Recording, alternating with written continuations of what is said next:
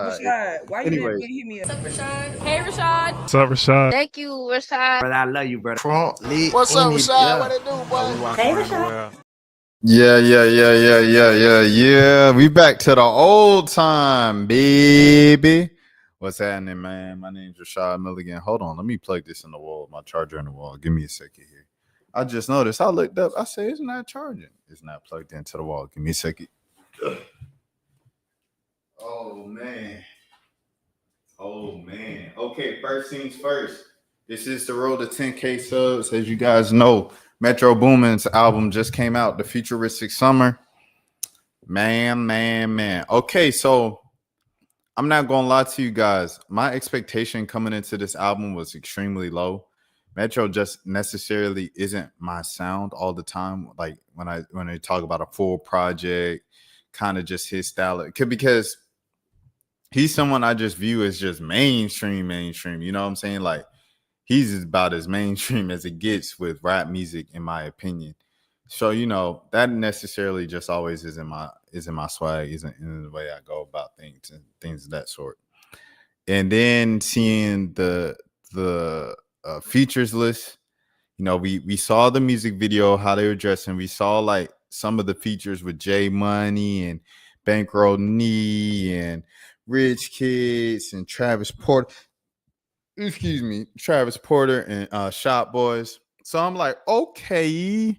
So we see what he's trying to do. The futuristic swag sound, that Rich Kid sound is back in style and hip hop and things of that sort. So I see what he's trying to do, but I'm still feeling a little nervous about it because he still got Future, Young Thug, and Lil Baby, and I'm just like, here we go with another one of these Quavo's on as well. Like, and 21 Savage. I'm like, I ain't gonna lie, 21 Savage was rapping his behind off on this project, and Metro made every rapper sound better, bro. I'm not even gonna lie to you. Like Young Thug, bro. I don't know the last time I heard a new Young Thug song and was like, oh, this is fire. That Young Thug song, I said, oh man, that sounded like Lil Jeff. That ain't sound like no Young Thug. That sounded like $100,000 for autograph. Yeah. That sounded like that Young Thug. If you know, you know. Oh my goodness. That was great. It was a great album, bro. I'm not even gonna lie to you. I rock with it. I'm a sucker for nostalgia, obviously. It just takes you back to for my age group and things of that sort. It takes you back to a time where you had no bills. Everything was just, you know, kind of carefree. And I'm not even gonna lie to you, the futuristic swags sound, like I liked it. It was a part of our culture. It was everywhere. I couldn't escape it because I'm, you know, from Metro Atlanta, things of that sort. Like, so the Mohawks, the dressing like this, everything was just everywhere. You were just in it. There was no way around it.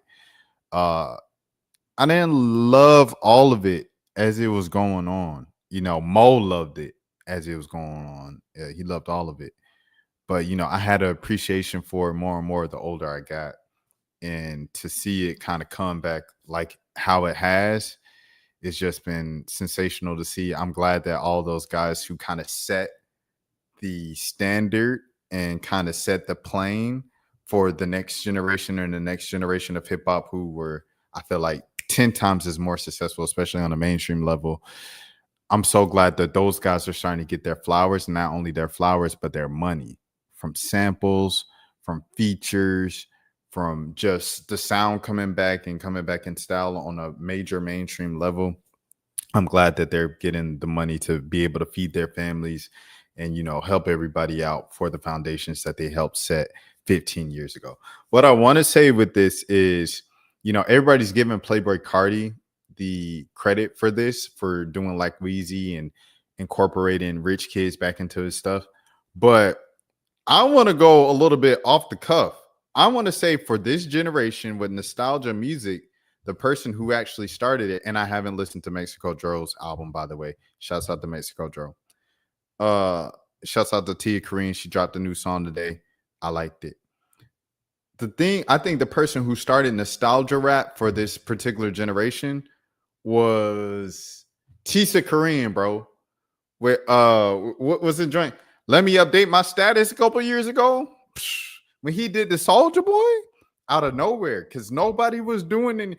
But like when I seen it, I was like, this is so random. But he did a whole album of it, like videos, this and that. And then people started trying to do it like Tisa, started to start doing the Crank That. And shouts out to David X as well in Atlanta. David X and Jelani Imani, they've been making futuristic music as well in Atlanta for the past few years and things of that sort. But I think Tisa Korean was really a turning point when he did that Soldier Boy mixtape album. Excuse me. Let me update my status. Soldier Boy came out and this buddy. I didn't like that and said he tried to steal my swag. He trying to sound like me. I started this, boy. I started the internet. And it's like, Soldier, like you could have gave bro his props and just did a feature with him, collab with him. But instead you dissed him. And when you dissed him and you tried to come back with your own swag, nobody was listening. It was crazy. Nobody was listening. But the Tisa Korean joint was hard. Let me update my status was hard. He's a producer, dancer, rapper, the whole nine out there. I believe he might be in somewhere in Texas. I think Dallas, because he be dancing like South Dallas swag and stuff like that. But shouts out to Tisa Korean. He might be from Houston too. I don't know. I just don't know. I just know he's from Texas. But shouts out to Tisa Korean. I think he started this whole nostalgia wave because after that, I felt like in the more kind of plug trap scene, I know Tony Snow, he was really going more towards a Jeezy 2000s, mid 2000s sound with plug motivation. And then when he started, producing more of his own music, all of his beats just sound like some trap, like Jeezy stuff, which I talked about on the Nisi review, Grady Baby review, if you want to watch that as well. Man, I really enjoyed this tape. I didn't think I was going to get through it because it was 24 tracks, but track 6, 7, I started walking around, kind of doing some other things around the crib. And before I knew it, I was halfway through. So at that point, getting close to 20, I was like, I might as well just listen to the whole thing before going live tonight. But I enjoyed it, bro. I enjoyed it. And this is someone who, like I said, I'm not a Metro Boomin just album guy all the time. And I'm not a mainstream rap guy all the time. And when I mean mainstream, I'm talking about specifically like Future, Baby, and Thug, just all the time. That's just not my style, like all the time. Of course, I love tracks from all three of those guys, and I respect them as the greats that they are in the city of Atlanta. When it comes to the music thing and everything like that, I respect them and acknowledge them that. But that's just not like the first thing I jump to when I want to listen to my own music, especially full projects and albums from them. I'm speaking in circles right now, but I like this album. I really like this album. I gave Shad the God his credit on Twitter. I was like, bro, you've been snapping for like the last 2 years consecutively. I think I've shouted him out plenty times before in here, but the double rice, I get in that mode, in the prices, if they brother palmer and they gonna hit up ice, like the double rice, and then the one-stop shop with Key, one-stop shop, get everything you need, one-stop shop, one stop, everything you need, one-stop shop, one stop. And I felt like in 2020 is when Rich Kids really had a second resurgence because it was the lockdown, and the lockdown people was doing verses, and people was like Rich Kids versus Travis Porter, and then they went and did it, and then they also did some other shows where people were watching from their cars and stuff in Atlanta. I was in Mississippi at the time, but it looked like that's really when Rich Kids really had a resurgence starting, and ever since then it's just kind of gone up and up and up. 21 Savage, he had Rich Kids perform for his birthday party. Drewski did the Could Have Been Records show, the Could Have Been show in Atlanta. He brought out Rich Kids then. And Rich Kids, they just kind of been at the forefront. And that led up to Playboy Carti doing like Weezy as well. So, I just want to shout out Shad the God because obviously Schoolie, he gets a lot of the attention as the lead man, as the star, as the Bobby Brown of the group, as Caleb put it. But Shad the God has been snapping as well, and he shined on this album too with this verse on. It was like an opening verse on one of the songs. So shouts out to Shad the God, man, for sure. I wanted to give him those flowers and let him know, like, bro, we hear you and you snapping. What is something else that I wanted to say about this? I didn't take notes for this album, so I'm sorry about that. But if I had to, Okay, should I look at the rest of the people's comments before I rate it?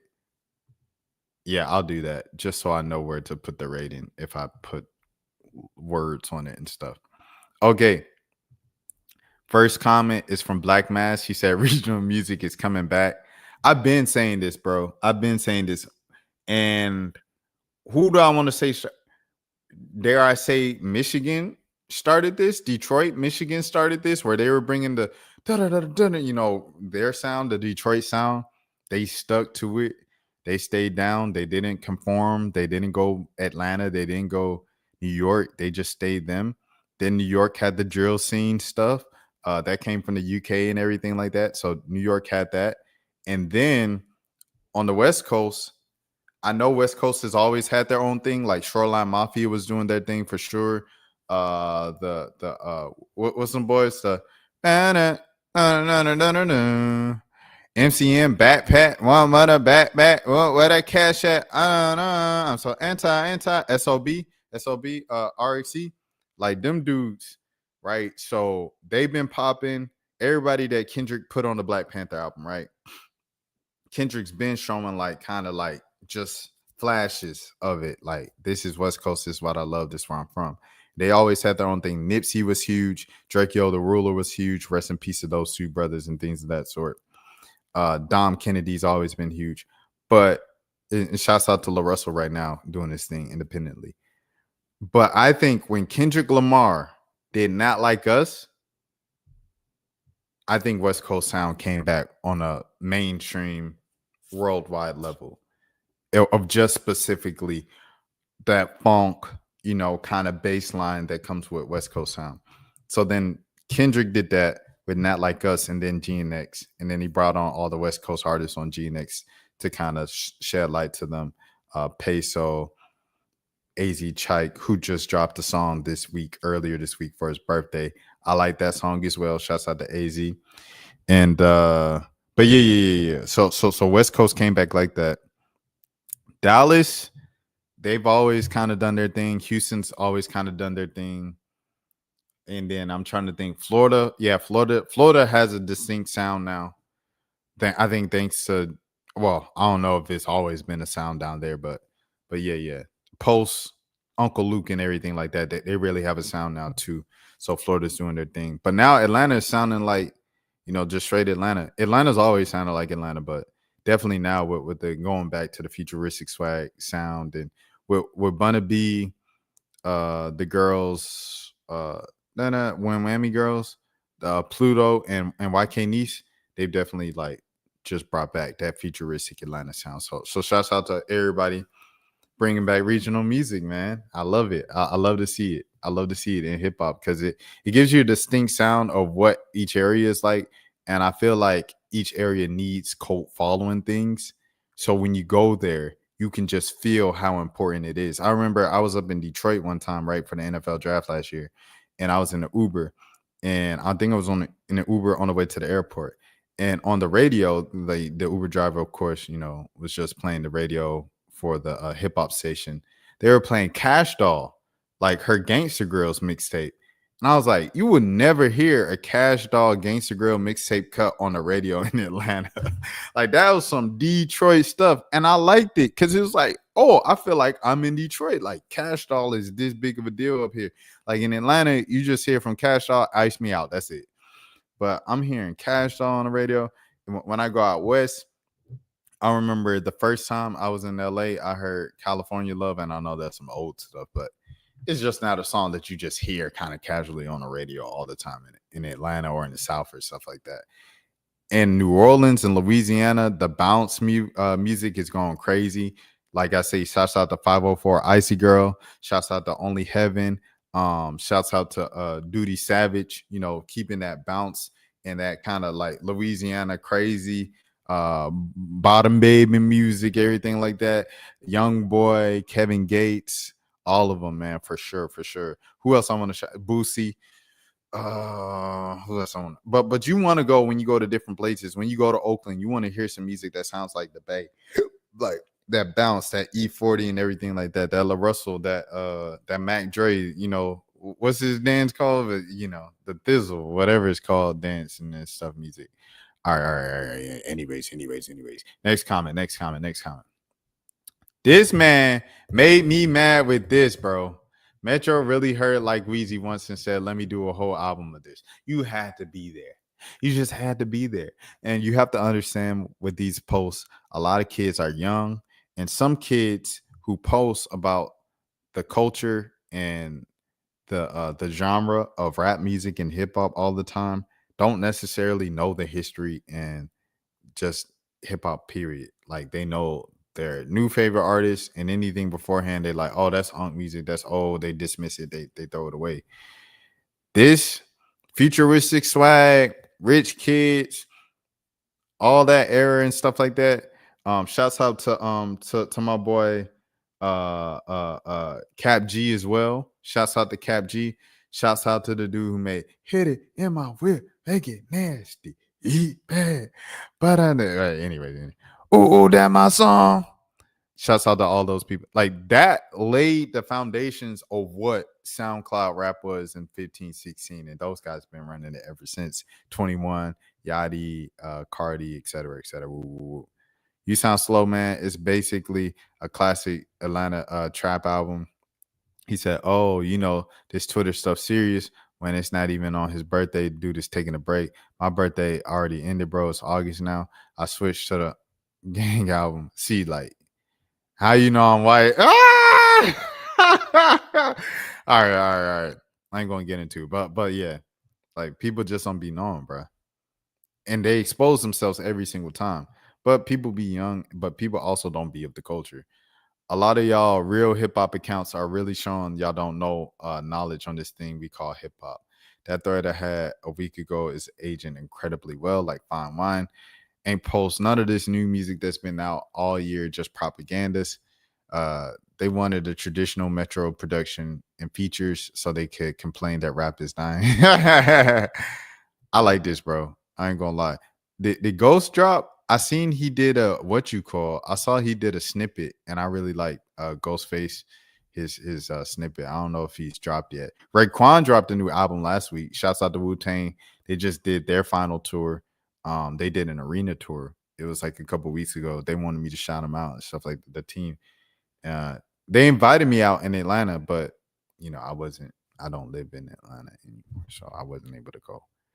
But yeah. Shouts out to Wu-Tang, shouts out to Raekwon, shouts out to the RZA, shouts out to and shouts out to Ghostface, man, for sure. Shouts out to Meth, the whole Wu-Tang, bro. Hip hop legends. Oh, before I move on to the next scene.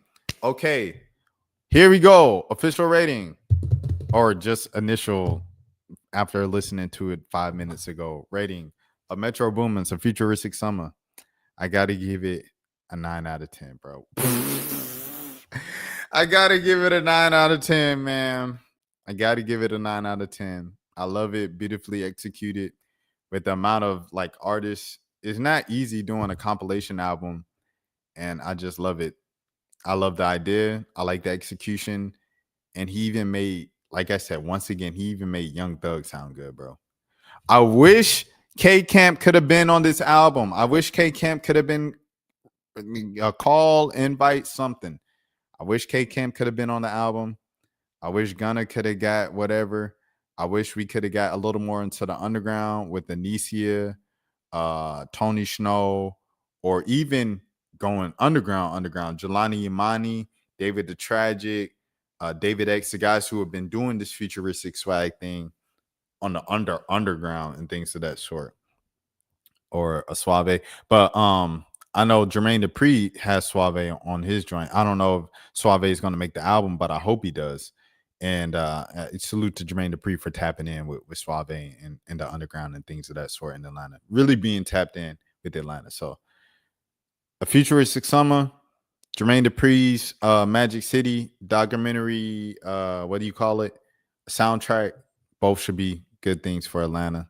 I'm loving it. Shouts out for sure. Okay, next scene. The Tennessee Holler. Watch this.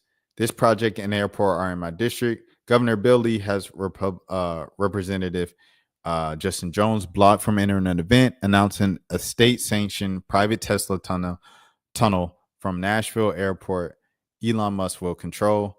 Republicans were allowed in. A tunnel only for Teslas. Oh, wow. Oh, wow. Okay. This is, geez. Oh.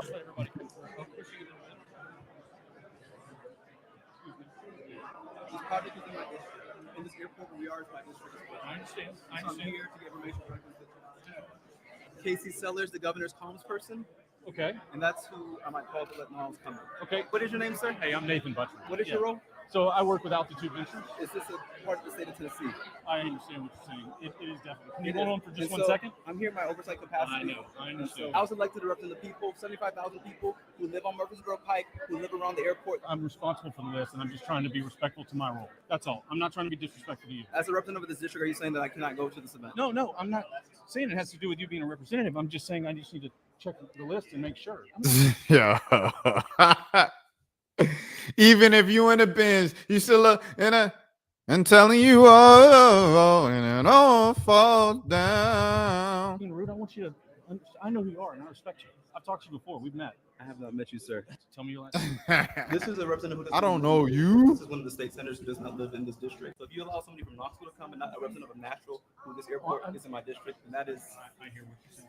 I understand. She said she's not on the list. Just make sure. Yeah, I've got the list. And my husband's with me.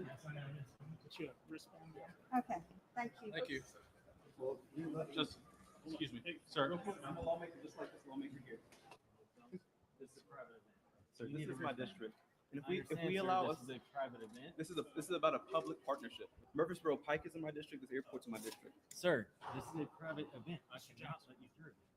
Can we go talk? You just let somebody She's from on the Knoxville. list. She wasn't on the list. She is on the list. Didn't even look like your name was on the list. That's The South, boy, I tell you. because I filled in for the lieutenant governor. Her I know husband she's was on- not on the list. Yes, he was. I saw the phone in your. Can you show me on your phone? If you'll come with me, I'll sit and talk to you. Why is Cameron second allowed? He doesn't represent this district. Cameron, do you think they should let Jones in? It's his district. It's their event. Isn't this a state project? Isn't that why you're here? Yeah, nope. Republican lawmakers are being allowed in. This is about a state partnership. This is within our jurisdiction as lawmakers. Look, Who I'm are just you? a little guy trying to do my job. Who are you? We're gonna go this way if that's okay. This is about a public partnership. Gentlemen, This is how this project's being announced in secrecy and lack of transparency. I mean, this is not how government should work. Is anybody else being kept out or just black lawmakers? I know you're here doing your job. But I love them too, boy. Justin Jones and Justin Pierce. I love y'all boys, So who man. told you I was not on the list? the people that are up there at the front. Those are lobbyists. I'm not elected to serve lobbyists. I'm elected to serve the people of House District 52. Shut it. Who are you? Who are you? Now we got a new guy. Shut saying, it. Shut it. Hold on. I gotta go back. I gotta go back to see that. My bad. Shut it. Who are you? Who are you? Now we got a new guy saying, "Shut it." All right. You guys are being this secretive about it. Oh, you This just is took a your name private- tag off? this You is just a took your name private- tag off. We're hiding name tags now. You gonna put on a mask next? Do you think this is gonna be a good advertisement for the Hilton? Keeping black representatives out of the ballroom. Us keeping him out. I saw you snap, and the door closed. That's what you did. I saw you do it. That's why you took your name tag off. This is a state of Tennessee TDOT event. Yeah, and I'm a state representative. It is a state of Tennessee event. So we just heard that this is a state of Tennessee. She knows she wrong. Oh, we did hear that. TDOT is the Tennessee Department of Transportation. So again, I'm here in my oversight capacity. We just heard that this is a She just said it's a state of Tennessee event.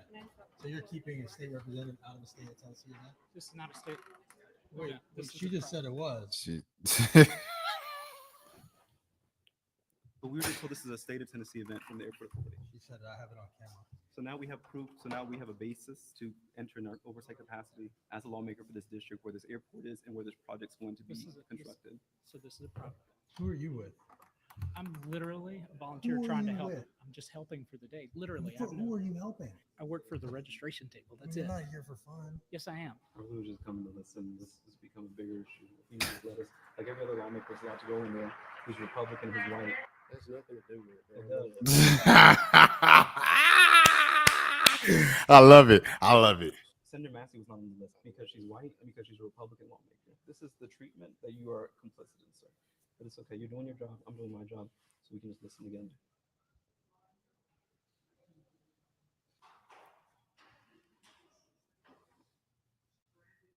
And right now the governor is speaking, announcing this project as a public partnership.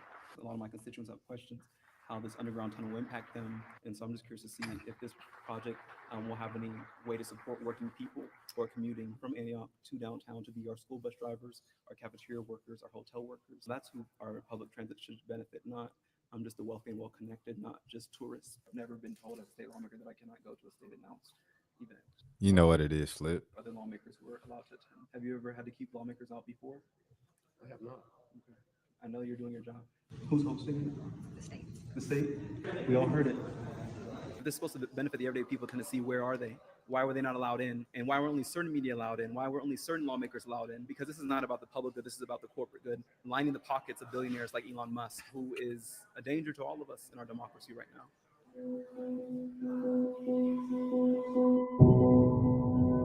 So just to recap what Elon Musk has done to Tennessee, which has been documented in the past month, right?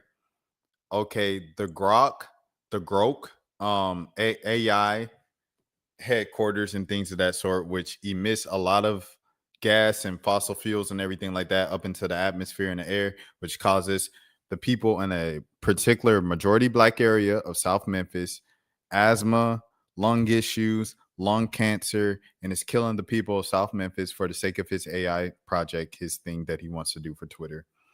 And then second, now he's doing this Tesla's only tunnel, the tunnel only for Teslas and everything like that, that he's going to build in Justin Jones' area that he couldn't even hear the thing for. Everybody ignored him. Everybody tried to push him out. The thing about Justin Jones, obviously, if you can hear right here where he's standing next to the door and he's like, okay, the governor's speaking right now. They're speaking about this. They're talking about this. They're talking about this. Justin Jones not leaving. You see, he looks annoyed. You see, he looks annoyed. You see, he looks annoyed. You see, he looks annoyed again. He looks annoyed again. She looks annoyed that they're even asking her why is she entering when she wasn't on the list. He looks annoyed here at the beginning. Mr. Baldman, Michael Jordan. He looks annoyed. Brian McCann. Who else looks annoyed? He looks annoyed too. So the thing about Justin Jones that the people of Tennessee don't like is that he makes them uncomfortable. Justin Jones and Justin Pearson make the powers that be, the historical traditional lawmakers and everything like that around the state of Tennessee uncomfortable. They hate that. And they hate that they don't quit. They hate that they don't give up. Justin Jones, Justin Pearson, if you guys are unaware, they're two of the Tennessee Three. The Tennessee Three, they're the three state lawmakers who were kicked out because they were standing up just for basic like Black rights and stuff like that a couple years ago. They were kicked out of the state house and they had to be voted back in after their communities and a nation pretty much, how do you say it? Like really rallied behind them and protested behind them. It was a matter of protesting and going for anti-gun laws and things of that sort, because there was another school, mass shooting a couple years ago when it happened in the state of Tennessee, and they said, we want this. And they said, no, kick them out. They were pretty much getting on their nerves type deal. They were being pesky. And when you want to bring change, you have to be pesky. You have to do these things. And that's what they represent. Hold on. Let me see. Look at that white officer face. Money over people, 100%. God protect them. Yes, God protect him and Justin Pearson.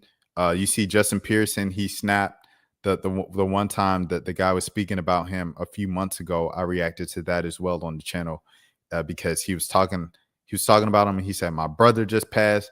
Don't you talk about my brother like that. Leave me alone. Like, because they push him all the time.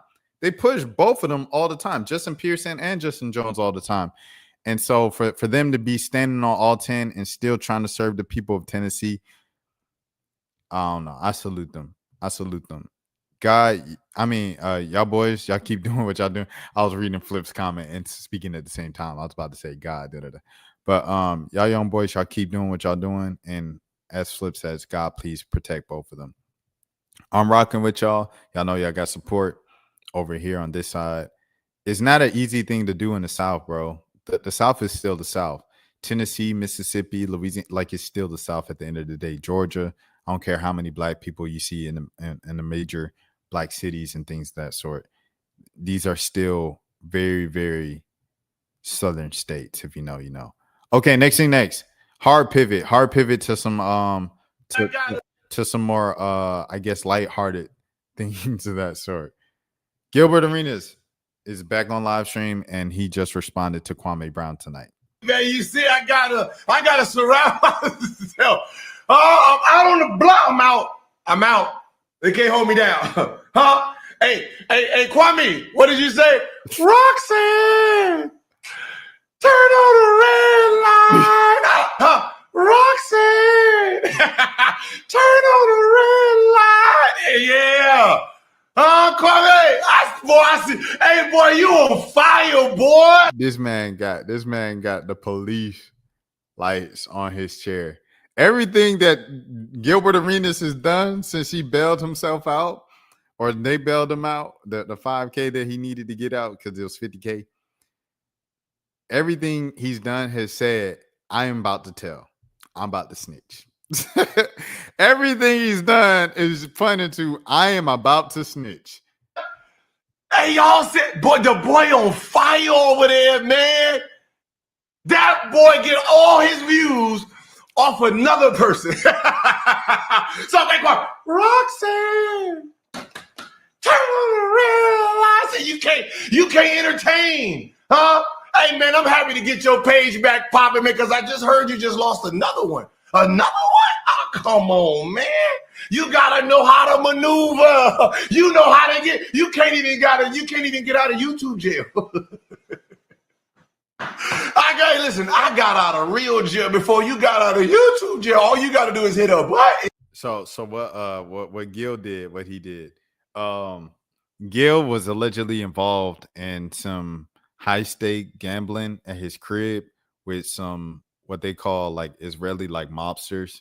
So yeah, it was like high stakes stuff, and there were also like alleged women involved who went on dates if you won and things of that sort. So that's how they framed it. And yeah, he's facing 3 federal counts, all with a maximum sentence of 5 years. So he's facing up to 15 years in a federal prison. But yeah, he was bonded out immediately the same day he was arrested, and he has a court date. His first court date is in September. I think it's like September 13th or September 12th.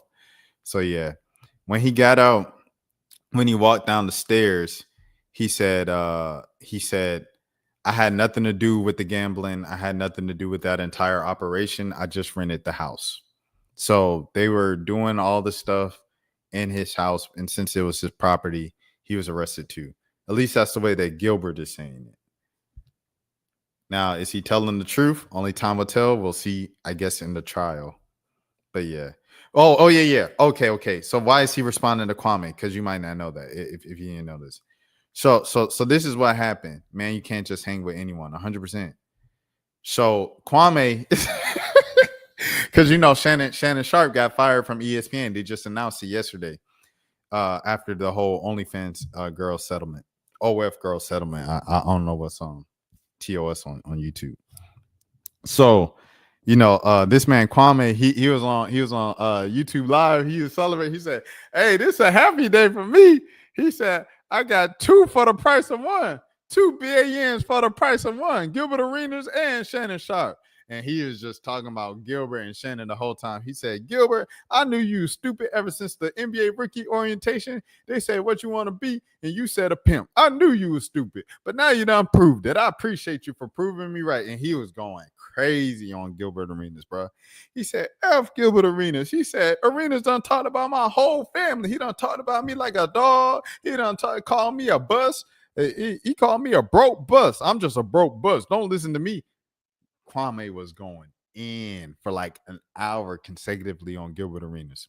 So those got clipped up. Those went viral again. And Gilbert Arenas is now responding to Kwame Brown because he's out of jail. He said, "You thought they got me forever? You thought they got me locked up? Kwame, ooh. Out of YouTube jail, all you got to do is hit a button. What's up, chat? Boy, man.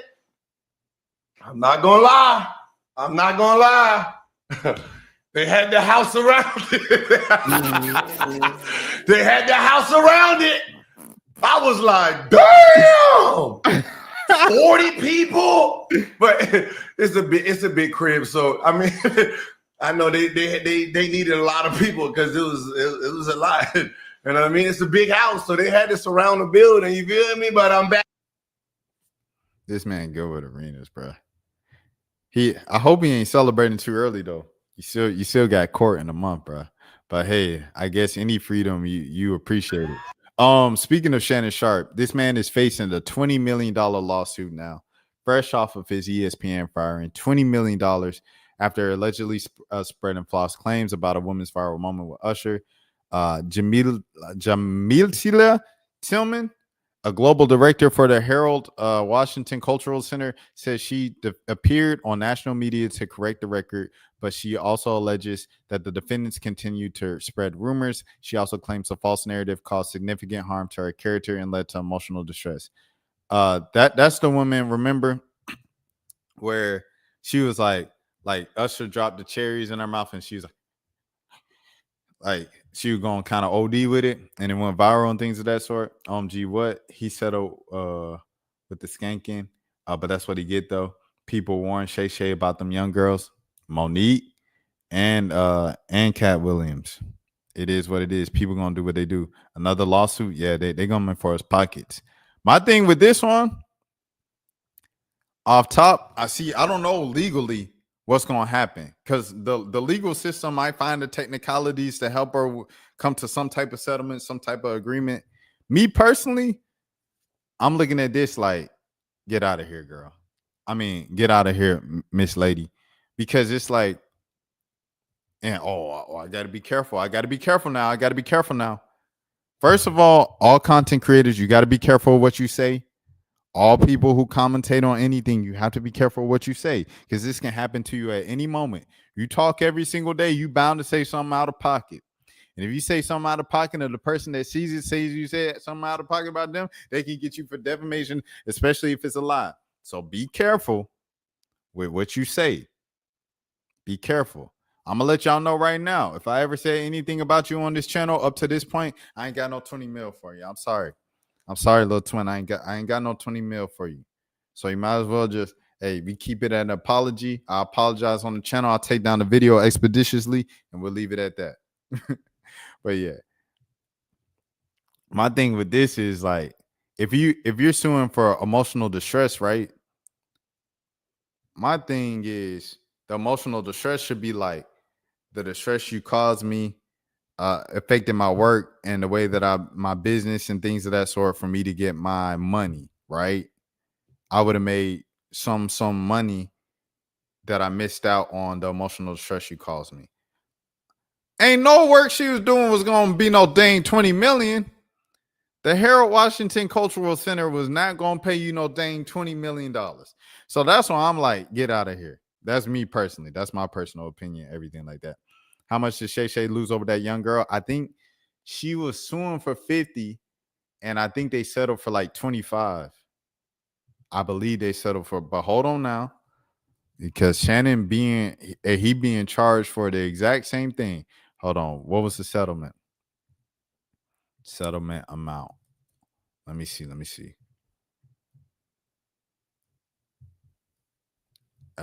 Settlement. But who has it? Okay, so the Times of India is saying 23 mil, but it's not like, you know what I'm saying? A lot of people just saying the exact amount. So I don't know. For the sake of covering my bases in this area, I don't know, because the only place that I see 23 is from the Times of India. So yeah, take that for what you will. But yeah. I know Shay was on negotiation for 100 mil with ESPN. Now you say he got fired. Dang, 100 mil?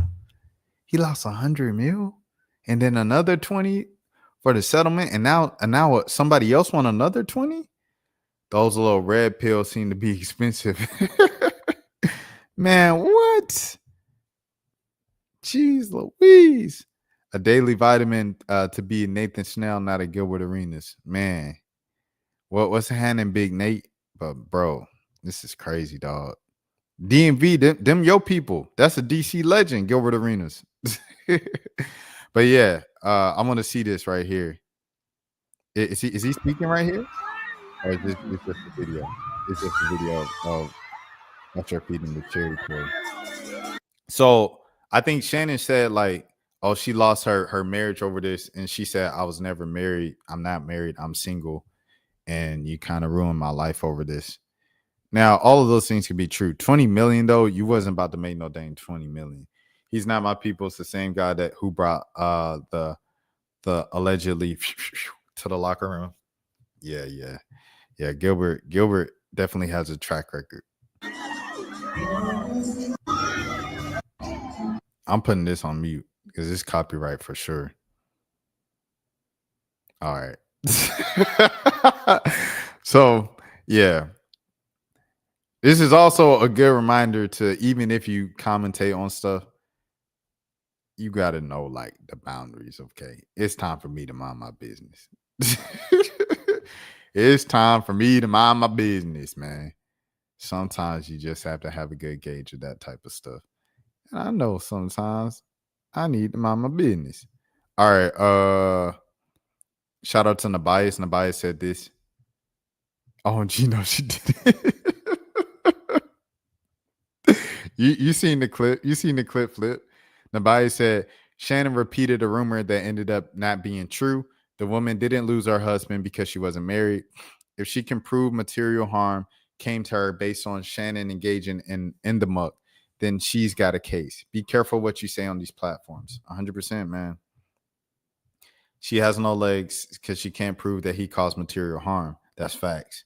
He never said anything. A matter of fact, he cited a source and gave preference. It's going to be hard to prove that. So we'll see. We'll see. I didn't go to law school. I had plans to go to law school. I didn't actually go. Let me see. Again, just reminding the fellas to be a Nathan Snell, not a Shannon Sharpe. Look at the decisions that are being made, y'all. Hey, it's crazy, bro. Like, you're this dog. He lost reportedly 23 mil to the OF girl.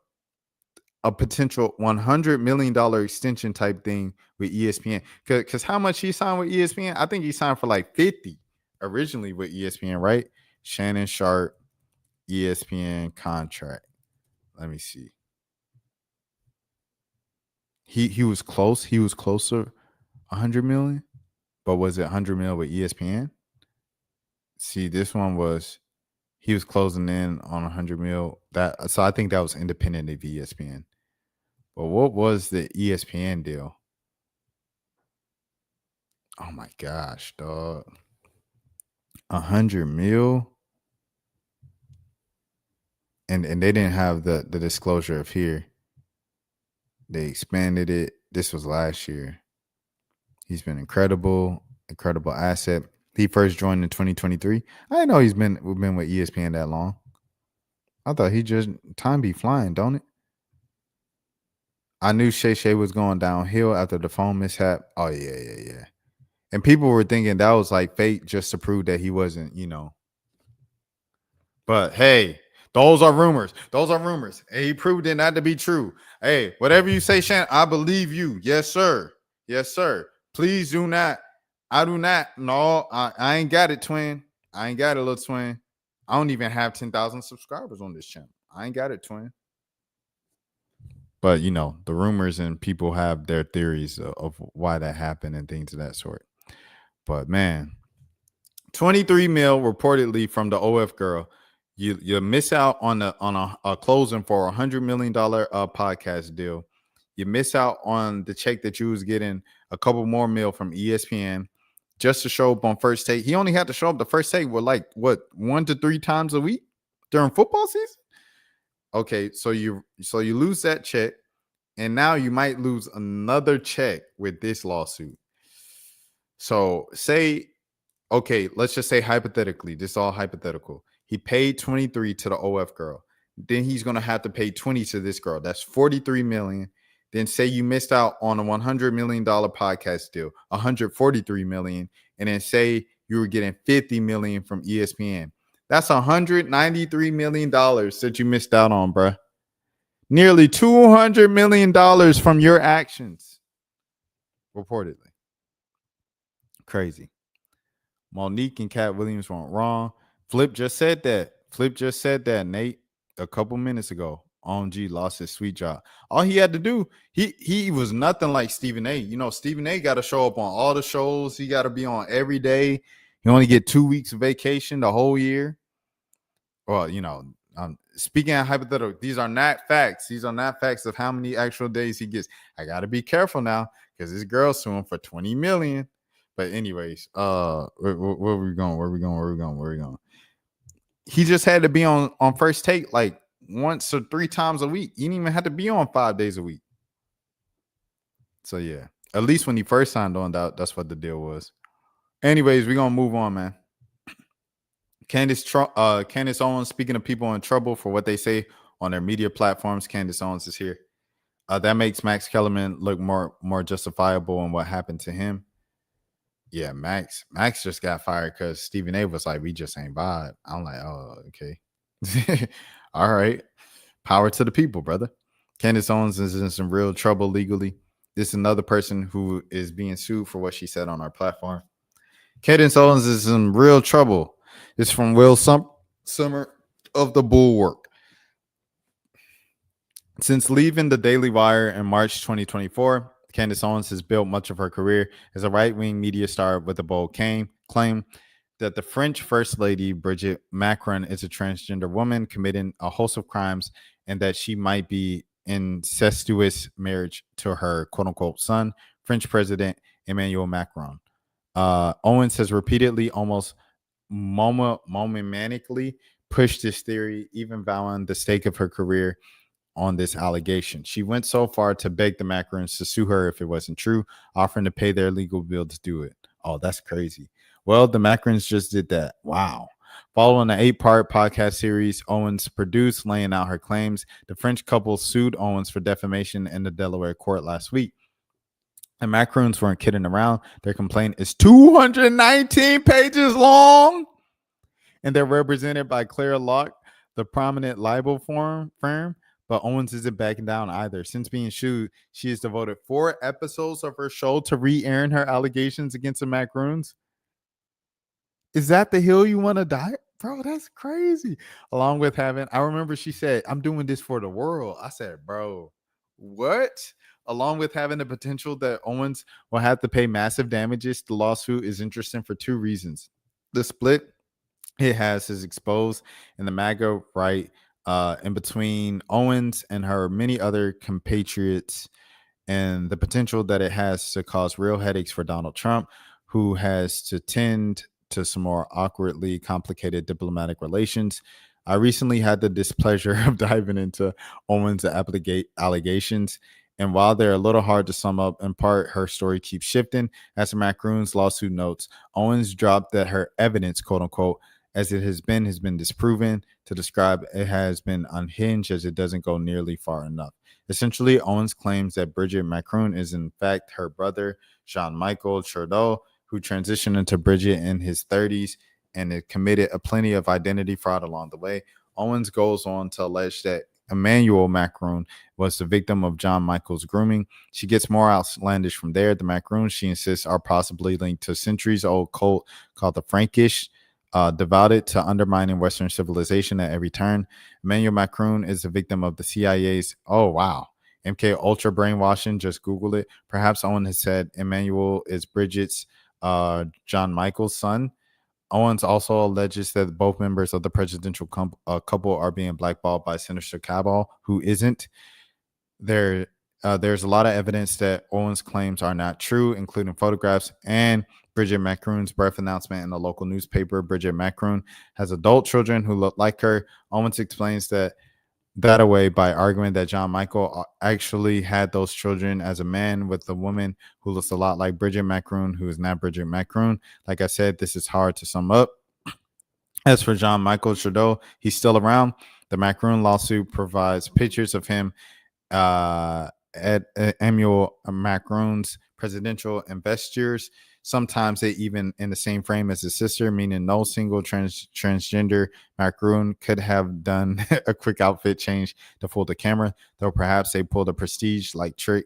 The lawyers also claimed that to have voting cards establishing that the brother and sister voted in the same election in different states, proving they are separate individuals. The macaroon's complaint lists more pieces of evidence proving that Owens' claims are wrong, but those are pesky fact checks.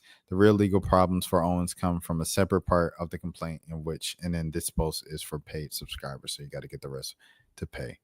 Yeah, this is crazy, bro. I ain't gonna lie. Nothing beats a Jet 2 holiday. Nothing beats a Jet 2 holiday. For 50 pounds, you can do everything. You were right the first time, Candace Trump. That is the wrong caller for that wife's a man. And to do it is to get in the name of Trump. No one is messing around with the macaroons into Trump. She like her daddy Trump, double down. I wanted to say this about the whole thing. So you guys know, I think the most famous case of this, especially like in kind of the black culture sector of media, was Tasha K and Cardi B. You know, for her to make Tasha K leave U.S. soil, and still pay every penny that she gets to Cardi B, just for the sake of Cardi B being petty, and not because Cardi B wanted the money, but just to let people know you can't play with my name. You can't just make up lies and things of that sort. Also, with the whole thing of the what's her name, Milagro, and Megan Thee Stallion. I seen someone post her today, Milagro, and was like, she is so pretty, and I was like, yo, isn't she like facing a huge like I don't know, man. I don't know. I say all of this to say, with the Shannon Sharpe, with the Milagro, with the Tasha K, with Candace Owens, you got to watch what you say on these things, man. So I know a lot of times people, you know, like chat, they want me to say some things, and I just can't say it, bro. That's not me playing by the rules or being censored or the establishment holding me down. That's literally just the law, dogs. All right. Stephen A., he spoke on Shannon and Gilbert Arenas' apparently. Looking at you, my brother, and I say this affectionately, you might be one of the dumbest folks on the planet Earth. Okay, so I guess this isn't actual Stephen A. Yeah, this ain't real. Or this isn't about it. But hey, at first, it caught my attention enough to even put it down. Cardi B is rumored to be yep. Hot move too. Now it's a shakedown. Like they had to take all her money. So what she was doing, so she wouldn't have to pay the money. She thought if she left America, she wouldn't have to pay the money under American, because, you know, the federal court. I don't know if it was a federal case or if it was just a U.S. case, but it was, you know, something like that. Like, you got to pay your money, right? So she thought she wouldn't have to pay the money and everything like that if she simply just moved to Africa. And I think Cardi B was still like, nah, we still in your accounts. We still on that. We still going to get this money by any means necessary. You got to pay for lying on me. So, yeah. All right, next up, Bobbi Althoff has ended her podcast. At the end of the day, she was good, and I'm going to miss her, and I'm going to miss I will miss doing this podcast, and I will miss the money this podcast brought me. As you guys know, this podcast started off just with a girl with a dream to make more money, and I knew when I started that it was going to go places. I didn't know I would fall off as quickly as I did, to be honest. I did think this was going to last a bit longer. But nevertheless, it lasted a minute, and I'm proud of the accomplishments I have, and I'm pretty sad that it has to end like this, but it's okay. Things in life happened. Everything in life happens for a reason, or mostly everything. Kind of not everything. Some things happen in life for a reason. But let's go down memory lane. I want to talk about the guests I had, and just a little recap. Is she going to mention Drake? Oh, this is the end of the clip. You know, of everything. I'm kind of confused. I feel like if you want to keep doing the podcast, if you like it so much, why not do the podcast? You own it. It's independent, right? If it costs money, it's I don't know. See, I don't know. Like, cause what if each episode she pays 30,000 at least in production and editors and things of that sort? That might be more than what's coming in. But I don't. For me, when I've seen Bobbi, like when she first started, the production didn't look that crazy. Like it just looked like cameras and some podcast mics and the person holding the camera, and then she probably had someone editing. I don't know how many thousands of dollars those different jobs are because I on this side I do everything myself, but I don't know if that's more than like the money she was getting on YouTube. Hold on, let me see. Pocket watching 101. We going back to pocket watching, man. Hold on, let me see.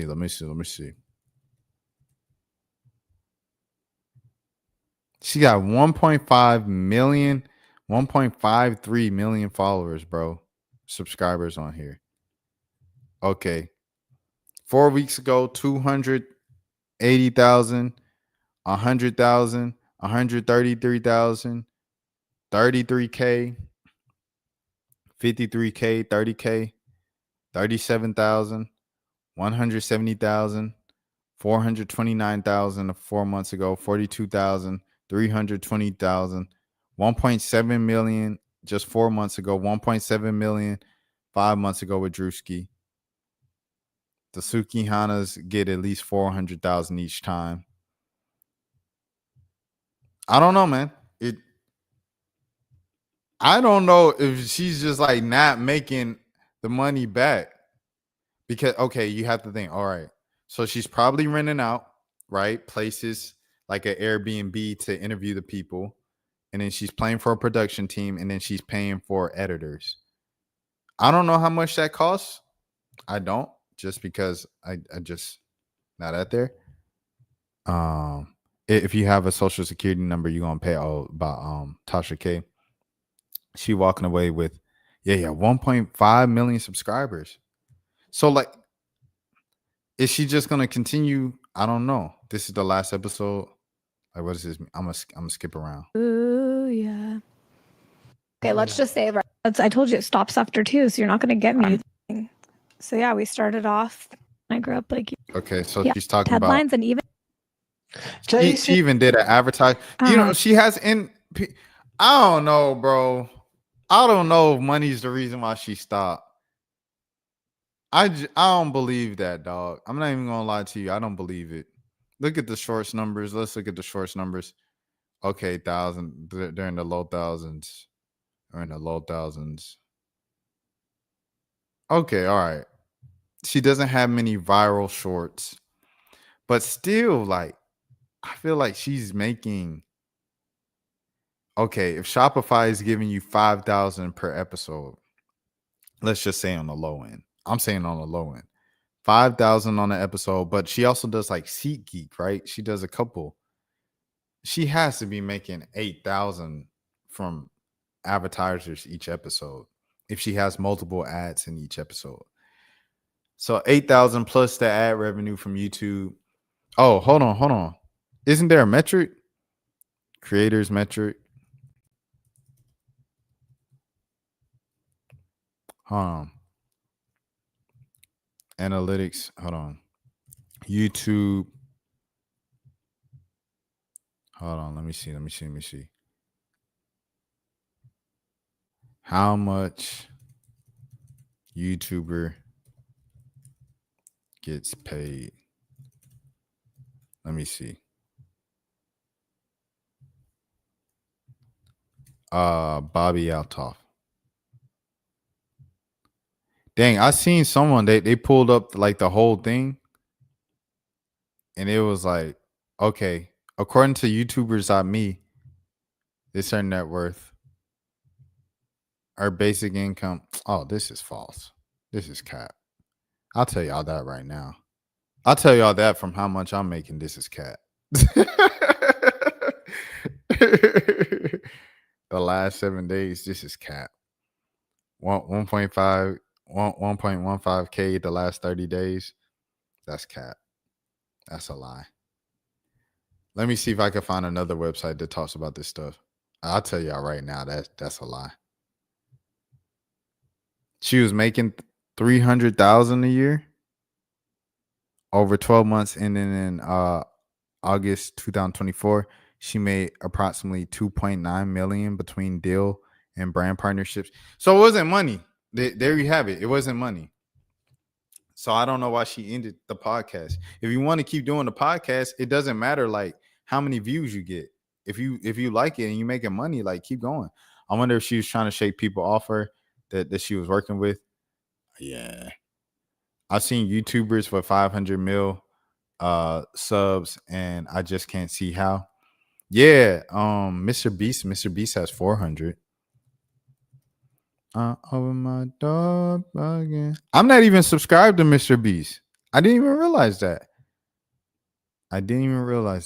Should I subscribe, or should I like? I don't know. But like most of the world subscribe to Mr. Beast.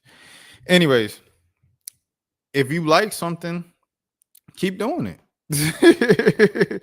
Keep doing it. The only reason you should stop, especially if you're at that level where that's your main job and everything, is if it's just bad for business.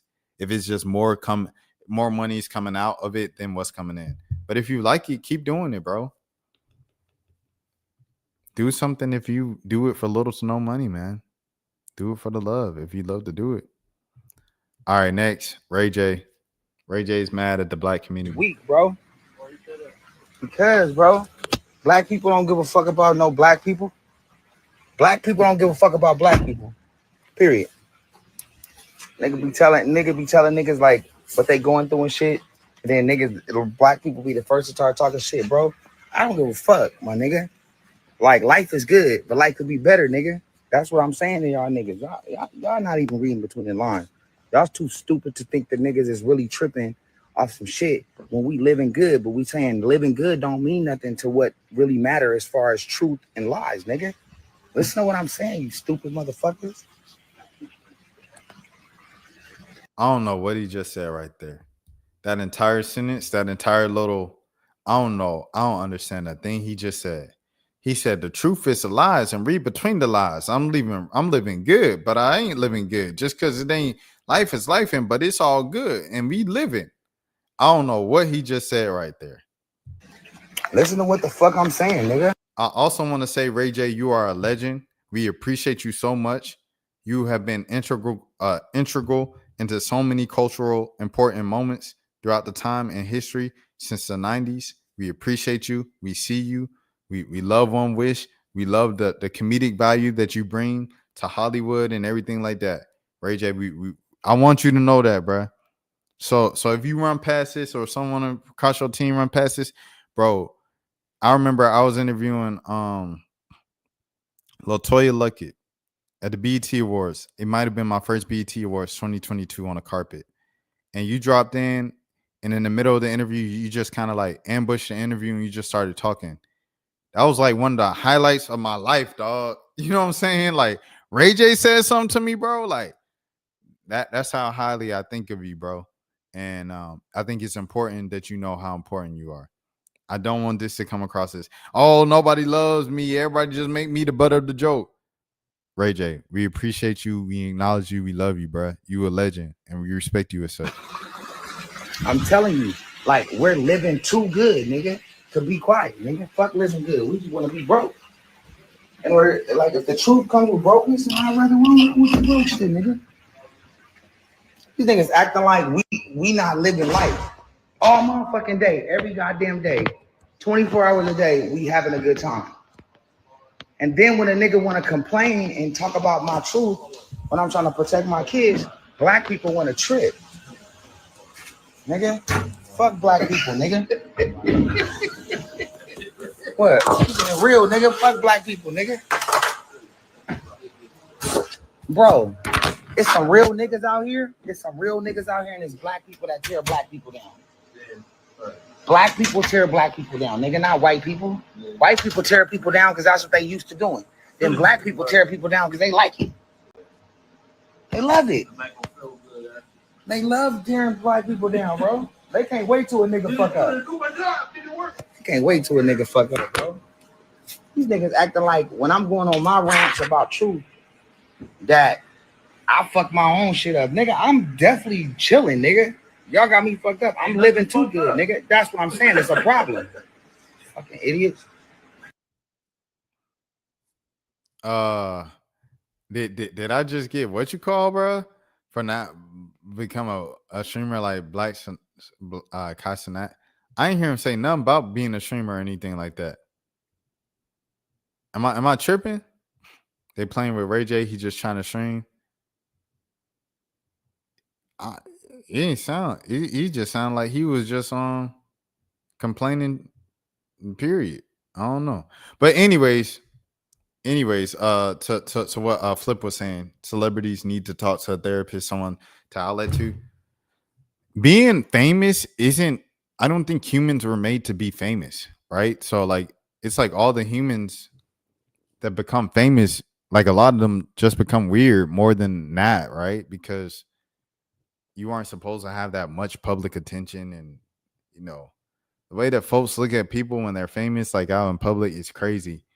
It's weird, like talking to a famous person, and you know you just have a normal conversation. You guys have small talk. Oh, how's the day? How's your family? This and that, and then you walk outside, and then it's a bunch of just fans. And it's like, it's just a person. Like, this is just a person we're just talking to. You get it on the other side of like, this might be a person that someone has looked up to their entire life. This might be a person that you know, they watched their movie when they felt sad and stuff, and their art, their song, their album, their movie, their TV show helped them get through a tough time, and you know, they mean something to them, and there's that connection. But at the same time, it's like, dang, these folks just be people, bro.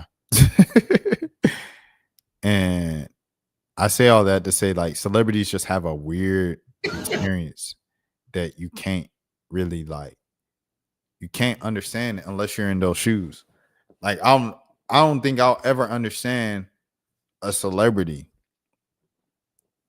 I just don't know if I'll ever understand Justin Bieber or Michael Jackson. Like, I'll never understand that. You know what I'm saying? In these days, you can ruin yourself with one wrong post. People can misread what you say. Save it for therapy. 100%. I'm agreeing with you, Flip. 100%. All right. Next thing, man. Ksoo is found guilty. Ksoo is a rapper. I remember, if you guys remember from J. Cole, he had a song a few years ago where he was like, he said, I got a new rule. If you ain't post about them when they was rapping, then don't post about them when they go through something in court or when they're no longer on this earth. I ain't know who Ksoo was before this week. I'm not gonna hold you. I ain't gonna act like I was all the way tapped into I believe he's a Jacksonville rapper. I didn't know who he was. But the first time I seen him was when his dad testified against him. I was like, oh snap. And when I looked at the video, it looked like a dad that he hated to do it, but he was also like, this might be the best thing for my son to save my son's life, because if I don't do this and that. So that's how I felt about it originally. And then I seen more about it. And I said, oh no, the dad's wilding, bro. The dad is wilding. So anyways, he was found guilty of unaliving someone. And sentencing no earlier than 30 days. When would the parties wish to return? I don't know why he acting surprised. Your own daddy went in court and said you did it. I have the week of August 25 or September 2 for sentencing to be set.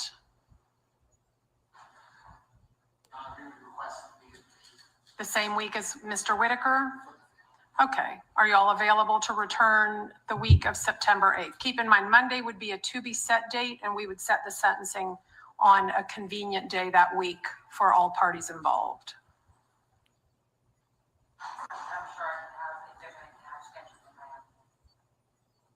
Okay. And on the 8th, you all are free to appear via Zoom. That's just a scheduling date. That won't be the sentencing date. We'll pick a date on the 8th. All right. Then we'll pass Mr. Robinson's case to September 8th for sentencing to be set. All right. Thank you.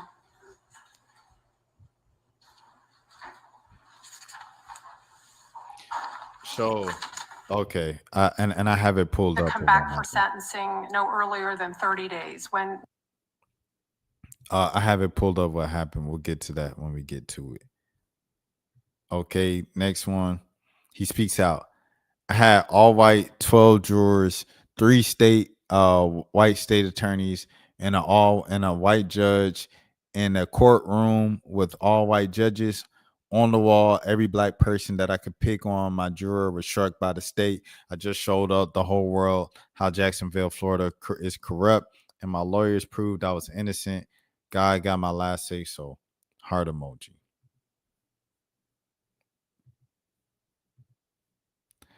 Remember that, right? So here it is. remember that. And that's 478-305-9583, right? Now that phone's under your dead friend's name, Daryl Watts, right? Right. You paid for that phone, right? Correct. And in December, you paid something like $1,000 that you owed on that phone and others. Right. So whoever it is that had that phone, the shooter, you supplied it to him. Oh, I didn't know the shooter had the phone. I didn't know.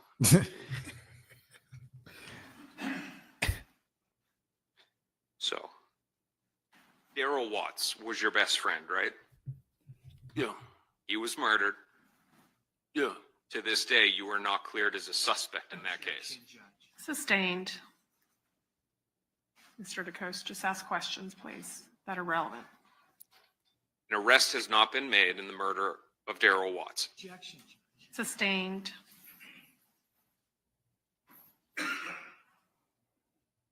So his dad snitched to get out of his own stuff because his dad was also in the same type of life and things of that sort. And he ain't even getting out, according to that post. Now, if I'm wrong, if he wasn't even in, it is what it is. Ksoo is on social media making this case worse. He's on Instagram talking about F the state and free YNW Melly, the dude that's charged with unaliving 2 of his friends. I know he's bored in jail and he ain't got nothing to do, but he's just making it worse for himself. 100% I agree. They asked me, how do I feel? I told them it doesn't surprise me. Hold on. Okay, next post. Here he is. Ksoo daddy, the worst kind of dad there is. I'd understand if you raise your son to be an upstanding young man and he still goes down that path, but you raised him to be a thug. And now you testifying against everything you say. And now you testifying against him for everything you taught him. So there is that. All white jury and the judge is white and that's how he come. But I don't think this was a race thing. I think they had I don't know enough about the case, but I think they had enough thing. My thing is on his daddy testifying against him. Because like I said, when I first saw his dad testify against him, I thought it was just some yo, I hate to do this to my son, but hey, he need to be held accountable. He got to grow up. When I seen that Buddy was just snitching, just a snitch, I said, oh no. Especially for what his son allegedly did it for. I said, bro, that's not even. We gonna get to it. You raised him, and now he testifying against him everything you taught him. Hold on. This is not the one. This is not the one. Hold on, I'll share this one. Close this real quick. Pull this up. Next thing, because it's someone. Hold on. I must have had it twice in here. Because someone broke it down of what he did, and I was like, "Oh no, he definitely recording shooting Charles McCormick."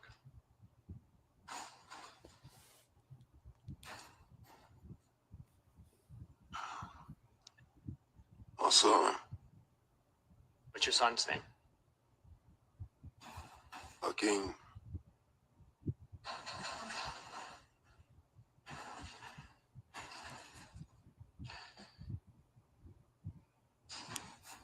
After the murder of Charles McCormick, did you become aware of a post on Hakeem Robinson's Instagram account referencing something that happened? Yes. And was that posted from a nail salon? Yes. And after seeing that post, Did you reach out to Hakeem Robinson, your son? Yes. And what did you want him to do? I want him to remove the post. Are you aware of any other posts Hakeem Robinson made to his social media around that time that concerns you? Yes. What was that? It was 2025. It was another post of dude Lil Buck. What did you see? It was just the emojis on the bottom of it that said bye bye bye. Oh no. Say it again. Singing like a canary. It was the emojis, the hand emojis saying bye bye.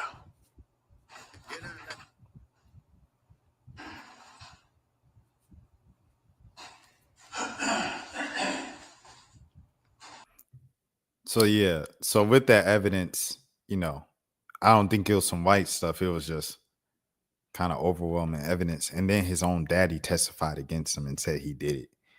You know what I'm saying? So there's that. But when I seen the context behind, I said, this is crazy. They gonna cheer you. See, this nigga blew this. Oh, nah, it's music. So this is that. Here it is. Challenge him and bet your bottom dollar on a blue toe on an M Street dude out here. Go tell that street dude to bring his paperwork and show that where you were blue name, put him in jail. Oh, I mean, bring one. I'm calling the dude. I want you to know this here. They gonna tell you, see, this dude blew this, he blew that. That man blew told on this man. He blew told on this man. He said, if you can find some paperwork where I told, then you got it. I ain't never told on nobody. That's what he said before he told on his son a few years later. Hold on. Give me a sec here. Make sure I get this right. Okay. So, but it continues. How does this keep? Okay. I gotta lock in something, right? Next one, finally. Okay, so Ksoo's father, this is 2022. Ksoo's father speaks on testifying against his son. If it was me and my daddy in a situation like this, I would have been freed my daddy a long time ago. Oh, so he was mad at his son that he didn't. If it was me and my daddy, Shaka Rip, in a situation like this, I would have freed my daddy a long time ago, no matter what the consequences would have been. No justification needed, especially if he's a great daddy, great dad, that part. He could do more for me out of jail than in jail or prison. Who leave their daddy in jail to rot, especially when you know he innocent? I would have stood up and said my daddy ain't got a effing thing to do with nothing. You MFers and B words. Oh, you N words and B words out in the free world taught that talking till it's time to go. Walk the walk. Facing that life sentence. Free good, great dads. Yeah, I know, and y'all know, and y'all never do. Okay, so that was 2022. I don't know if he had beef with his son or what. Is that his stepson? I think nah. I think this is real son. Like this is actual son. So yeah. It gets crazy. Okay, so this was 2024, I believe. Yeah, April 2024. Ksoo's dad agrees to testify against his sons is worse than he agrees that testifying against his sons is worse than unaliving them. So what I'm saying is, because basically your testimony could result in a life sentence for your boys, I like to know if you consider a life sentence to be worse than unaliving them. Do you get my question? Yeah. Now? Yeah. And that's why I wanted to make sure you didn't think that I was saying something towards you. Just, is what you're doing worse than unaliving them? He said, yeah. So he said that is worse than even unaliving his son is testifying against him. That was a year ago. And what he ended up doing? Testifying against them boys. Okay. So with that being said, here it is. The curveball of the century. And some of y'all might be like, of course, we all knew that. I didn't even know who no Ksoo was before this week. Excuse me, I'm 30 years old. I'm sorry. I apologize. Ksoo's dad and his son had his son unalive right next to him. And then his other son went and got revenge on who did it with the father's help. And now that said father is snitching on his son. Worst father of all time. And so he said, the guy he unalive had nothing to do with it besides some disrespectful rap lyrics. You dudes are lost, man. Oh, so he didn't. I don't know. But if this is true, it's insane, bro. That's insane. And it's also insane if the dad was also in street politics and street culture and everything like that, and he raised his son to be the same way, and now he snitched. That's insane both ways. At first I looked at it, oh, he trying to hold his son accountable, this and that. Nah, he just seemed like a grimy dude, to be honest. Did you stay where you were at, or did you relocate that Nissan Altima? I relocated. Where? In front of the temp agency. All that in the south. McCormick came out. I ain't gonna lie, I ain't about to watch made it it to? minutes. But yeah, that was the case. I think it's just crazy his dad set him up like that, because it's like you're raising your kid to be this. I think at the very least you could do for your son is protect them and stand by the street code that you taught him and everything like that, and not tell, but you told. So I think that's crazy. Very little respect for that. Okay, next. And it's not even little respect on some, oh, Rashad, you just anti-snitch, you da-da-da-da-da, you for gang violence, you for this and that. That is not the case. What the case is, you raised a child to be of a certain culture and a certain understanding and a certain way of living. What is that certain way of living? Don't snitch. That's what it, don't snitch, don't do this, don't do this. So you raise your kid to be like that, and you broke the number one rule after raising them like that. And it's willing. I do not believe the state can make you testify against immediate state. So 100%. So they must have told his daddy, you gonna get out if you say something about your son. And he said, okay. And then they said, wait, hold on. Didn't you give the phone to the person who helped facilitate this? And he said, dang, I didn't know y'all was gonna flip it on me like that. It didn't even pan out for him. So anyways, Candace Owens was interviewing Harvey Weinstein. What a sentence there. And here's 2 minutes. But have you considered that it could be deeper, that there was somebody who wanted you put away, that there may have been someone who wanted your company? Because to me, there is just overwhelming evidence that you were set up here. It looks to me like a modern day hit. I don't know who you upset. I don't know what they were after, but it just looks to me like a rigged system, and they took you out. To me, it looks like it was just a show trial, and the outcome was already determined before you even stepped into that courtroom. I do think that you stepped on somebody's toes. Like there's somebody's toes that you stepped on that you may not have been aware of when you were in Hollywood, because you had a lot of power. You had a lot of power. You know, I can't say who. Why not? Why can't you say who? What do you have to lose? Because I'm not sure that I'm right. You Then know, you say, and I think. Maybe. I really want to push you on this point, Harvey. How did she get a Harvey Weinstein interview? Isn't that crazy? And why has Harvey Weinstein agreed to do this behind bars? Because I think it's very significant. I mean, you had the greatest movies that were in Hollywood. You had a lot of power. And I'm wondering if there was anybody in Hollywood that you may have been fighting with at that time, that just anything that could have been going on. Because I think there's something bigger happening here. There wasn't a fight per se, but the establishment, I would not say, was my friends. Right. And what is the establishment in Hollywood? It's normally the big studios, but I can't say that they were part of this.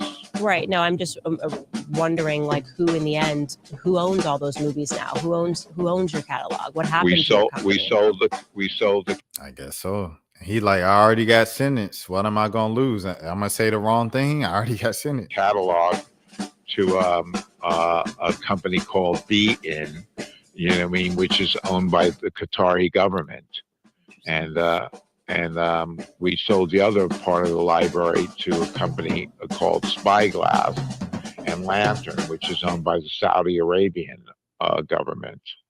Very interesting. I'm asking these questions because my investigation into this isn't going to stop.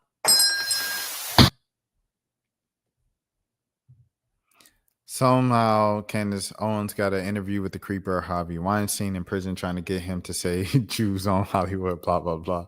Well, let's just say it didn't go well for her at the end there. That's funny. All right. Next thing, man. I want to shout out Quavo. Quavo and his Rocket Foundation, they have launched the Emergency Therapy Support Fund after the recent Atlanta tragedies. Shouts out to Yuri Andrzejczyk, new friend of the channel, and Quavo as well, and the Rocket Foundation, friends of the channel too. Here we go. Quavo launches therapy fund after Atlanta shootings. In a powerful response to the tragic surge of violence, Quavo and his nonprofit, the Rocket Foundation, have launched the Emergency Therapy Support Fund aimed to helping families impacted by the recent wave of shootings in Atlanta. Hold on, let me pause this. Copyright. In Atlanta, the effort comes in the wake of 49 reported shootings in just 4 days from Thursday to Monday last week, leaving 5 people unalived and numerous others wounded. Every injured victim was taken to Grady Memorial Hospital, but sadly, 2 people closely tied to Quavo didn't survive. Dang. Quavo lost 2 people? Prayers up for Quavo, bruh. The Emergency Trauma Therapy Fund. In response to the 49 Atlanta shootings in the past weekend to support the youth and the families affected. Dang. In memory of Aaron Hines, Coach Ball. Dang. Offender Alumni Association. Rest in peace, Coach Ball, man.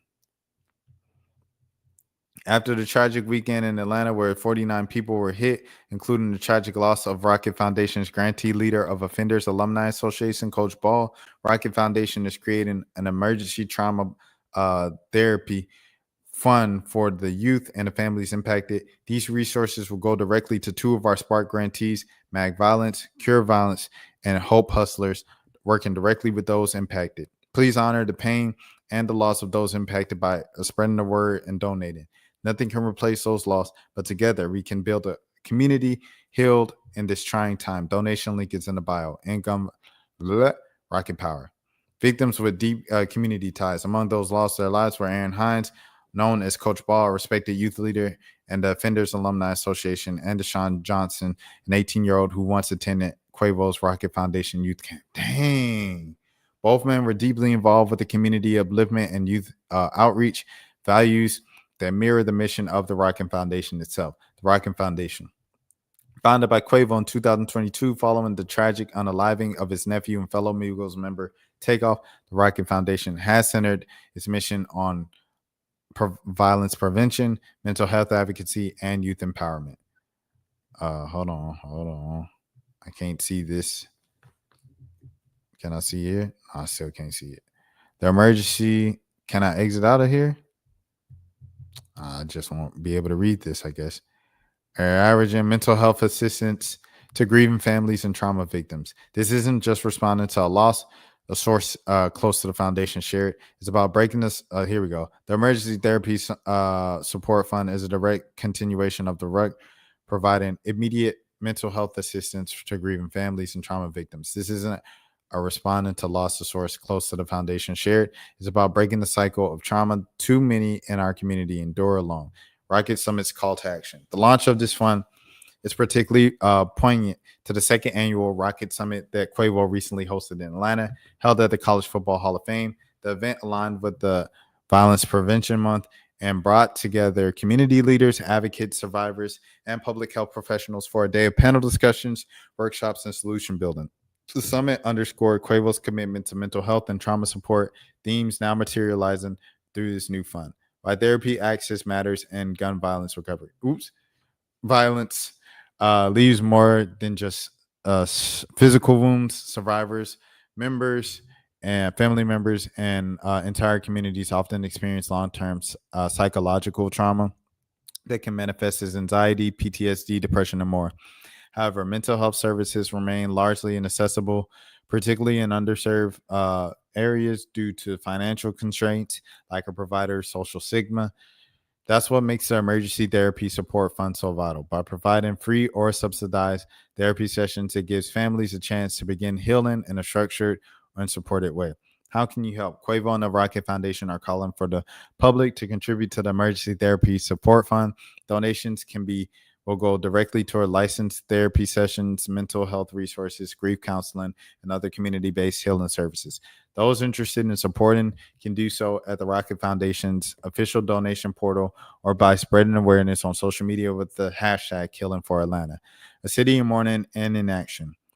Atlanta, just like many other American cities, have been grappling with the rising rates of violence in recent years, but community-driven efforts like Quavo's are helping to reclaim a hope and chart a path towards collective healing. W Quavo for this. W Quavo for sure. I'll see if I can find the link myself and post it up for you guys and things of that sort. Boy, these advertisements on these websites, bro. Shaking my head, dog. Shaking my head. Okay, anyways. But yeah. I'm gonna see if I can find it so I could put it in this link myself, in the description myself. Let me see. Yeah, Atlanta's off the chart. Yeah, they had the joint with the she was gonna say her investigation didn't go anywhere. Atlanta's off the chart. Yeah, they had the thing at Edgewood too. I heard a funeral got hit up. It's cray out there. Oh my goodness. So much anger online. They say these things about each other online and it spirals out of control. It's just sad stuff, man. Sad stuff. But shouts out to Quavo for doing something about it and things of that sort. And the last thing, we are going to read Phil Lewis's story and we are going to like it. The Huffington Post. Shouts out to my brother, Phil Lewis. I got love for this man. That's my dog. Pause. In a very friendly way. An all-black boys gymnastics team is fighting to keep its program alive, man. These young boys of the James Jones Gymnastics Academy have outgrown their current location, with some kicking the ceiling by Philip Lewis. Here we go. As he packs his floor mats and gymnastics equipment, James Jones is stressed. Since 2019, Jones has been inviting black boys in Georgia's Clayton County. Oh, these some Clayco boys. Clayton County to join the James Jones Gymnastics Academy, an operation he primarily runs solo.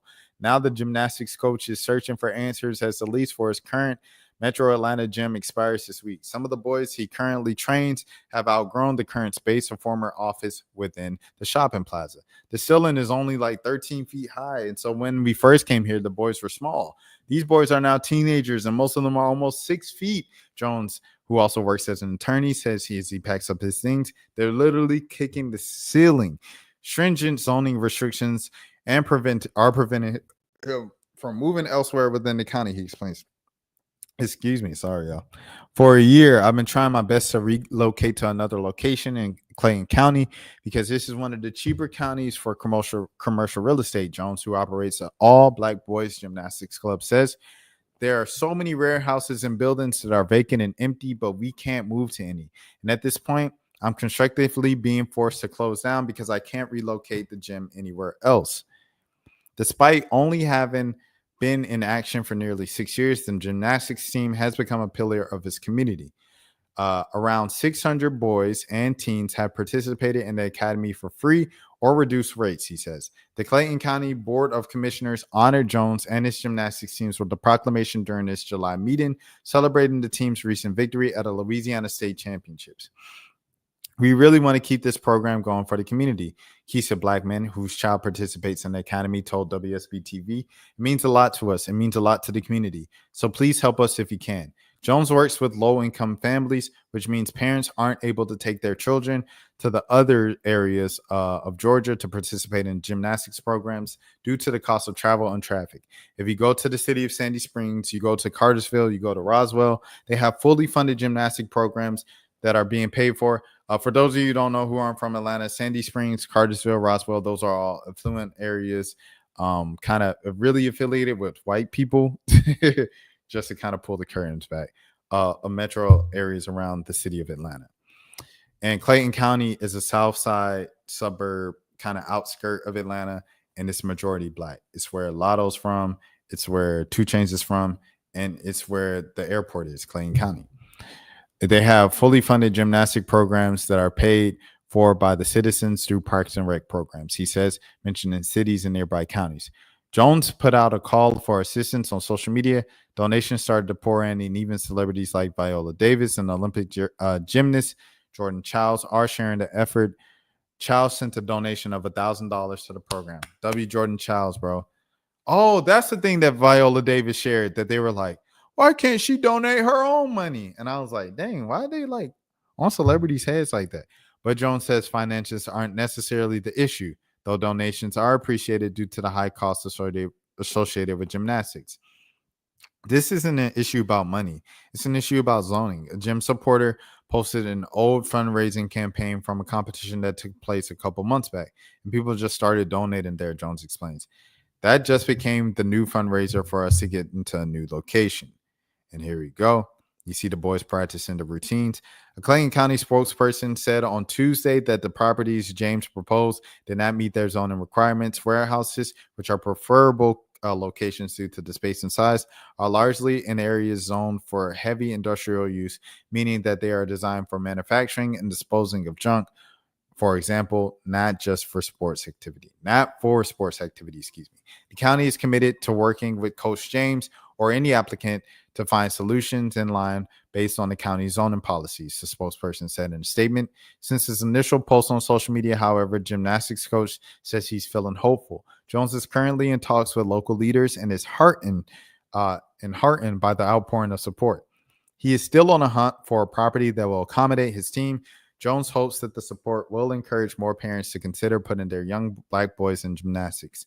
I think there's a huge misconception among parents that their sons will not like gymnastics. I think a lot of parents stifle with the interest of their sons that they will even give them a chance to develop an interest in the sport. If black boys see other black boys doing gymnastics, or boys in general, it piques their interest. They will want to do it. They will want to join as well. W story, man. More black boys in gymnastics, 100%. More black boys in gymnastics. As everybody says every year, black boys will dominate gymnastics that they do. And, like Flip said, there's something positive to do. And she said, I could donate to that effort. The thing is, Flip, he said he didn't need the money. He said he didn't need the money. He needs the Clayton County to change their zoning things and work with them here so he can move. They've been trying to move for a year, and they won't let him do it because it's not a warehouse and it's not a junk dump off. But as we just talked about with this Quavo situation of the Rocket Foundation donating for the tragedies that just happened in the metro Atlanta area, in Atlanta this past weekend, 49 people hit up. This is something that is a positive hobby for them. It's something different.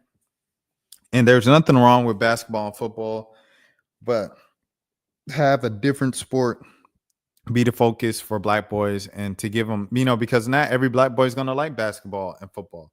So a lot of times if a black boy doesn't like football or basketball, they like sports aren't for me. And it's like, bro, have you tried baseball? Have you tried golf? Have you tried tennis? Have you tried track and field? Have you tried gymnastics? A lot of times the answer is no. I know me personally as a kid, I only played baseball and basketball, bro. Those are the only two sports I played. So yeah. They need to build their own, but that's also zoning. That's also zoning. If he wants to build his own within Clayton County, the thing that he has to build is going to have to be incongruent, you know what I'm saying? Or it has to be approved by Clayton County. So if the Board of Commissioners won't approve it, he's stuck in the same thing, So I wish the best for him, but this is something like Flip said. It's positive. Phil Lewis, dog, grapevine, amazing journalist. He's doing. I remember. So today, was the goodbye for the interns in our office here in the city and stuff like that. And one of them was black. So I just gave her kind of like the same speech I give to a lot of young black professionals entering the journalism space. Of you are so important. And we need you here, and the representation is important because it's our responsibility for where we come from to represent black people in an accurate light. A lot of people, because of misrepresentations of black people in the media, their first kind of impressions of black people is what they see in the media. So it's up to you to tell the full scope of blackness, to show all the types of blackness and things of that sort. And I feel like Phil Lewis just does a great job of that, bro. Like, he's still, you know, just a regular black dude where he likes rap music. You know, he likes basketball and the NBA and the WNBA and stuff like that. But he also just talks about the real important stuff, the real important issues, the hard news. He takes his job with such a serious level. I appreciate him so much. I remember we was at a party for Juneteenth and in DC. And, you know, everybody else was like, okay, we got all our work. We're going to get up our stories and our coverage tomorrow and finish it tomorrow in the morning, you know, because I had to go back to Atlanta and stuff like that. But he was like, nah, I'm going home now. He's like, I got to go home now. I got to work on this stuff. I can't party. I'm sorry, y'all. I really want to, but I got to go do this. Like, the whole section is dependent on me. And that type of professionalism and dedication to excellence and being excellent at what he does, I don't know, bro. Like, I don't know, it comes across as glazing and stuff like that, but I just have such a great appreciation for Phil Lewis, dog. And stories like this is so important. I just wanted to let him know if he's watching this, I appreciate him. And if he isn't watching this, I'll probably see him next week to tell him in person, man. I appreciate him, dog. Shout out to Phil Lewis. Correct. We need to be able to tell our own story. You have to. Because yeah, I seen a local news report this week, right? And it was like, there's this new thing called jugging, and it's where people rob you. I was like, you mean jugging? Jug is from like, dang, as long as I can remember, since I was a kid, since I was in high school and middle school and stuff like that. That's always been slang of jugging, robbing folks and stuff like that. Jugging season was literally the name of a Atlanta season. Shout out Atlanta FX. Shout out Donald Glover.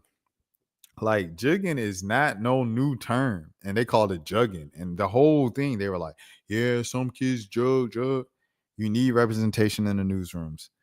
When you get, you know, Sir Mix-a-Lot mixed up with Flavor Flav, you need representation in your newsrooms. When you get Kobe Bryant mixed up with another bald black guy, you need representation in your newsrooms, bro. It's so important, man, because, you know, boys in the hood can't be white people's only like image of black people. I think that's why we have a lot of the issues we have now. And you guys might say, oh, those issues are non-existent. This is stuff I'm seeing in my YouTube comments. I get the notifications every day for the Lily Gaddis video, or the Lily Gaddis video that I did like 3 months ago. I did that video 3 months ago. And there's still people that comment on that video every single day. If you blacks won't get it, you blacks, you black. I'm like, what? It's 2025 people still down like this every single day. It's crazy, dog. Like, folks really do not know no black people. They don't know any black people. So it's just like, it's up to black media professionals and black journalists to really understand their importance within the space. It goes so much beyond of just writing an article or standing up in a suit or in a dress and delivering the local news every day or the national news. It's something that really shapes how we view life and society in America. So it's an important gig, man. All right. And Phil Lewis does a great job of that.